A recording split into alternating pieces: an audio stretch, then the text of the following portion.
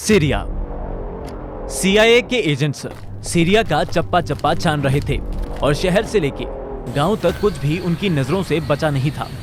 महीनों की नाकाम कोशिश के बाद एजेंट्स को उनका मिशन भूसे में से सुई ढूंढने जितना मुश्किल लग रहा था। तभी एक दिन उम्मीद छोड़ चुके एजेंट्स को सीरियन इंटेलिजेंस से खबर मिलती है कि उन्होंने एथावी नाम के आदमी को पकड़ा है। और जैसे ही एजेंट्स उससे पूछताछ करते हैं तो वो इडलिब शहर के एक घर का पता देता है। इडलिब, जो सीरिया गृहयुद्ध का एपिसेंटर था, वहां कदम रखना खुद मौत को न्योता देने जैसा था। यही बात सोचते हुए मन में एक डर के साथ ये एजेंट्स रेगिस्तान के बीचों बीच खूंखार आतंकियों के इस इलाके में पहुंच जाते हैं। बड़ी सावधानी से कुछ देर ढूंढने के बाद एजेंट्स को ये घर मिल जाता है और वो चुपके इसे अपनी दूरबीन से देखने लगते हैं। घर को देखते ही एजेंट्स का सारा डर एक झटके में हैरानी का रूप ले लेता है। दरअसल ऊंची दीवारों से घिरे इस किले जैसे घर में से एक लंबी दाढ़ी वाला आदमी हाथ में बंदूक पकड़े बाहर निकलता दिखाई दे रहा था। अपनी दूरबीन का जूम बढ़ा के एजेंट्स तुरंत इस आदमी की शक्ल अपने पास मौजूद एक तस्वीर से मिलाने लगते हैं। उन्होंने ढंग से तस्वीर मिलाई भी नहीं थी कि उनके चेहरे की हवाइयां उड़ चुकी थी और वो तुरंत यहाँ से गायब हो जाते हैं। यहाँ से निकलते ही वो बिना देरी किए एक कोडेड मैसेज सीधा CIA हेडक्वार्टर्स भेजते हैं। बगदादी मिल गया है।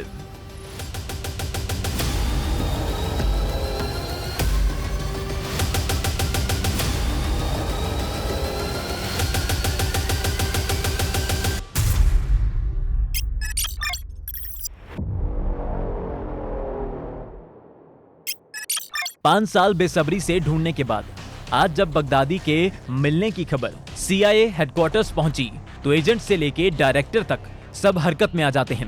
तुरंत बगदादी के मिलने की खबर अमेरिकी राष्ट्रपति डोनाल्ड ट्रंप को बता दी जाती है और वो बिना कोई देरी किए एक टॉप लेवल मीटिंग बुलाने का फैसला कर लेते हैं।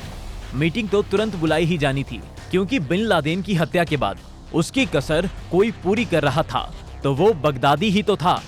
इसी के कारण पूरे मिडिल ईस्ट में खून की नदियां चल रही थी। US army general James, NSA Robert, defence secretary mark Esper और CIA चीफ गिना हेस्पल जैसे वरिष्ठ अधिकारियों की मौजूदगी में मीटिंग शुरू हो जाती है। मीटिंग शुरू होते ही ट्रंप कहते हैं, जेंटलमैन, इस मीटिंग का सिर्फ एक मुद्दा है, बगदादी को कैसे मारा जाए। इसके बाद कई देर चर्चा की जाती है और ड्रोन स्ट्राइक का ऑपरेशन सबको कारगर लगता है। मीटिंग अब अपने नतीजे पे पहुंचने वाली थी। तभी एक अफसर कहता है, बगदादी 2015 की सीरियन एयर स्ट्राइक में सुरंग की मदद से बच निकला था। हमें कमांडो रेड करनी चाहिए।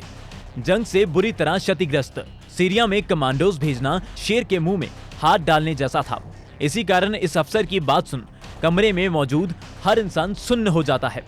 तभी कमरे की चुप्पी भंग करते हुए ट्रंप कहते हैं, बगदादी की हर सांस इंसानियत के लिए खतरा है। बेशक कमांडो रेड करनी पड़े, लेकिन मुझे बगदादी की मौत चाहिए।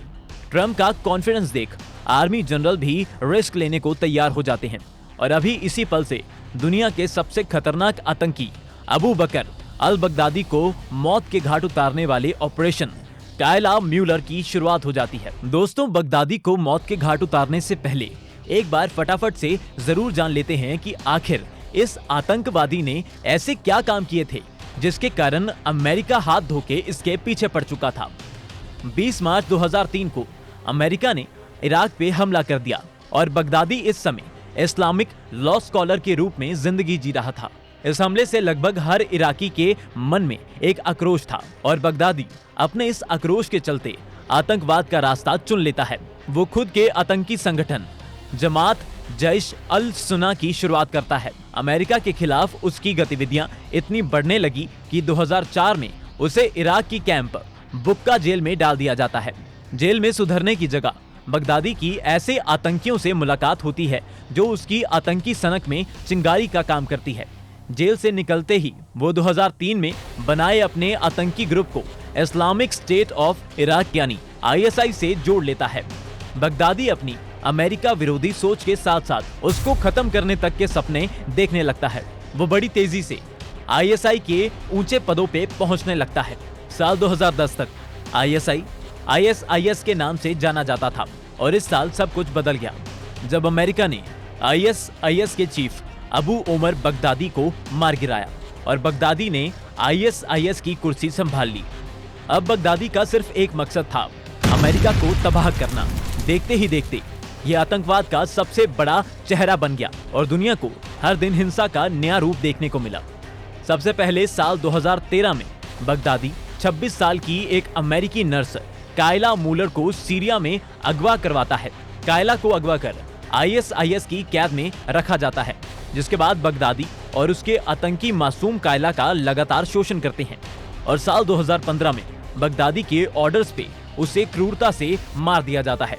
बगदादी की क्रूरता यहाँ नहीं रुकी। वो 2014 में जेम्स फोले नाम के अमेरिकी पत्रकार को बंदी बनवा उसकी गर्दन धड़ से अलग करवा देता है और इसकी वीडियो पूरी दुनिया को दिखाता है।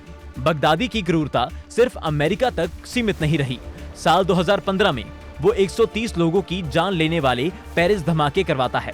2016 में 300 लोगों को जख्मी करने वाले बेल्जियम धमाके और 90 लोगों की जान लेने वाले फ्रांस धमाके भी करवाता है। 2017 में इंग्लैंड और इजिप्ट भी बगदादी के आतंक की आग में झुलसते हैं। बगदादी ने वेस्टर्न देशों के सुरक्षा इंतजाम पूरी तरह हिला दिए थे और बगदादी को मारना दुनिया की शांति के लिए बहुत जरूरी हो चुका था। अमेरिकी नागरिकों की बेदर्दी से हत्या करने के कारण बगदादी को मारने की जिम्मेदारी अमेरिका उठाता है। अक्टूबर 2019 ट्रंप से हरी झंडी मिलने के बाद से ही US आर्मी की स्पेशल ऑपरेशन कमांड हरकत में आ जाती है और इस ऑपरेशन के लिए और किसी को नहीं बल्कि डेल्टा फोर्स को चुना जाता है। डेल्टा फोर्स वही है जो USA के लिए सबसे रिस्की काम करती है, चाहे वो हॉस्टेज रेस्क्यू हो, दुश्मन देशों में घुस दुश्मन को मारना हो या जंग वाले इलाकों में अमेरिकी राष्ट्रपति की सुरक्षा करनी हो। साफ शब्दों में कहें तो जब भी अमेरिका मुश्किल में पड़ता है तो डेल्टा फोर्स के कमांडोज ही सुपर हीरो बन अमेरिका को मुश्किल घड़ी से निकालते हैं। डेल्टा फोर्स को CIA द्वारा कलेक्ट की गई बगदादी के घर की डिटेल्स दी जाती है और सैटेलाइट इमेज की मदद से ऑपरेशन में आने वाले हर पहलू की बारीकी से तैयारी की जाती है, जैसे कि घर में किस दिशा से घुसा जाएगा, आतंकियों के पास किस किस तरह के हथियार होंगे और बगदादी भागने की कोशिश करे तो क्या किया जाएगा। कुछ हफ्ते तक चली इन तैयारियों के बाद डेल्टा फोर्स के कमांडोज अमेरिका का बदला लेने और ग्लोबल टेररिज्म की कमर तोड़ने के लिए अब तैयार थे। 27 अक्टूबर 2019 रात के 12:20 इराक के अल असाद एयरबेस से 8 चिनूक और ब्लैक हॉक हेलीकॉप्टर्स का दस्ता कमांडोज को बिठा बगदादी का शिकार करने के लिए एक कतार में निकल पड़ता है। बेशक ये दुनिया के बेस्ट कमांडोज थे और इनकी तैयारी में भी कोई कमी नहीं थी, लेकिन एक डर इन्हें लगातार सता रहा था। दरअसल बगदादी जिस लोकेशन पे था वहाँ की air space Russian air defence system protect करते थे।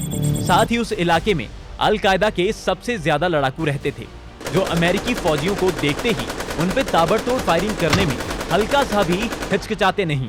लगातार जलते नरक की तरफ आगे बढ़ने के बावजूद भी ये कमांडोस मन में धैर्य बनाए रखते हैं। ये अपने परिवारों को याद कर अपना वॉर क्राई दोहराते हैं और पूरा हेलीकॉप्टर इनके जोश से गूंज उठता है।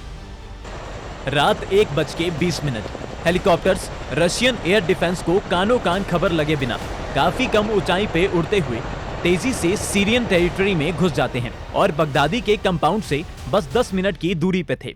रशियन एयर डिफेंस से बस निकलने की खुशी कमांडोज ने एहसास की ही थी कि तभी उन पे जमीन से ताबड़तोड़ फायरिंग शुरू हो जाती है। हेलीकॉप्टर का पायलट नजर घुमाता है तो उसे आतंकी RPG और मशीन गन के साथ उनकी तरफ धड़ाधड़ गोलियां बरसाते नजर आ रहे थे। पायलट भी तुरंत उन पे फायरिंग खोल देते हैं और कुछ ही पल में सारे आतंकी ढेर हो जाते हैं। बेशक अब कमांडोज बिना रुकावट बगदादी के करीब पहुंचते जा रहे थे, लेकिन उन्हें एक चिंता खाए जा रही थी, कहीं इन गोलियों की आवाज से बगदादी भाग ना गया हो, क्योंकि वो सुरक्षा बलों को चकमा देने के लिए मशहूर था। 1:30 अब बगदादी का कंपाउंड दिखाई देना शुरू हो चुका था और एक एक कर सारे हेलीकॉप्टर कंपाउंड की चार दीवारी के इर्द गिर्द उतर जाते हैं। इसके बाद करीब 80 कमांडोज इस कंपाउंड को घेर लेते हैं। मेन दरवाजे पे ट्रैप हो सकता था, इसलिए कमांडोज बड़ी सावधानी से कंपाउंड की एक दीवार को उड़ा देते हैं और बगदादी के घर में मौजूद कोई कुछ समझ पाता उससे पहले ही ये सारे कमांडोज अंदर घुस जाते हैं। अंदर घुसते ही ये आतंकियों को सरेंडर करने का अनाउंस करने लगते हैं। और उनकी उम्मीद के विपरीत एक एक कर कुछ बच्चे और औरतें हाथ ऊपर कर बाहर निकलने लगते हैं। कमांडोज भी तुरंत इनकी चेकिंग कर इन्हें यहाँ से बाहर निकालने लगते हैं। जहां कमांडोज को लग रहा था मिशन एकदम आसान हो चुका है और अब वो फटाफट बगदादी को पकड़ लेंगे, तभी बाहर आ रहे इन लोगों में से कुछ लोग हाथ में बंदूक लेके बाहर निकलते हैं और कमांडोज की तरफ अंधाधुंध फायरिंग खोल देते हैं। हल्की सी फायर फाइट के बाद कमांडोज करीब 5 आतंकियों को मार गिराते हैं और अब घर के अंदर घुसने के लिए आगे बढ़ने लगते हैं, इस बात से अनजान कि अब तक बगदादी तो रफू चक्कर हो चुका है। करीब 2:30 बजे कमांडोज अब घर में घुस चुके थे, लेकिन चप्पा चप्पा छान लेने के बाद भी बगदादी का कोई नामो निशान नहीं मिल रहा था। कमांडोज का सबसे बड़ा डर सच होने के करीब था। इसी कारण कमांडोज छानबीन दोगुनी रफ्तार से करते हैं। अपने best buddy military dog Connon की मदद लेते हैं। कॉनन घर के हर कोने में सूंघने के बाद अचानक एक सुरंग के सामने जाके भौंकने लगता है। आतंकियों की फितरत से वाकिफ कमांडोज तुरंत एक मिलिट्री रोबोट और कॉनन को सुरंग के अंदर भेज देते हैं। बगदादी इसी सुरंग में अपने 3 छोटे बच्चों के साथ भीगी बिल्ली बनके छुपा हुआ था और कमांडोज की तो क्या जरूरत थी। दुनिया को आतंकवाद की आग में झोंकने के सपने देखने वाला ये मोस्ट वांटेड आतंकी कॉनन को अपनी तरफ आता देख ही चीखें मारने लगता है। एक तरफ से सुरंग बंद थी और दूसरी तरफ से उसकी मौत कॉनन के चेहरे पे साफ नजर आ रही थी। कॉनन को अपनी तरफ आता देख बुरी तरह घबराया हुआ बगदादी बिना अपने बच्चों की फिक्र किए अपनी छाती पे बंधे विस्फोटक को चीखता चिल्लाता ब्लास्ट कर देता है। तुरंत ये सुरंग ढह जाती है और हजारों मासूमों की जान का दुश्मन मलबे के ढेर में रेत की तरह मिक्स हो जाता है।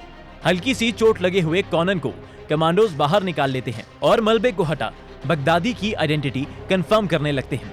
वो तुरंत बगदादी का डीएनए और बायोमेट्रिक टेस्ट करते हैं और आधे घंटे में कंफर्म हो जाता है कि ये बगदादी ही था। ये खबर साथ के साथ अमेरिका में सिचुएशन रूम में बैठे ट्रम्प को भी बता दी जाती है और कमांडोज बगदादी के घर में मौजूद सारी पेन ड्राइव और फाइल्स को बटोर लेते हैं, जो बाद में आईएसआईएस के कई सारे फ्यूचर अटैक्स को नाकाम करने में कारगर साबित होती है। सुबह 9:20 ट्रम्प पूरी दुनिया के सामने अपने इन कमांडर्स का शौर्य बताते हैं और बताते हैं कि कैसे इंसानियत के सबसे बड़े दुश्मन का न्याय हो चुका है।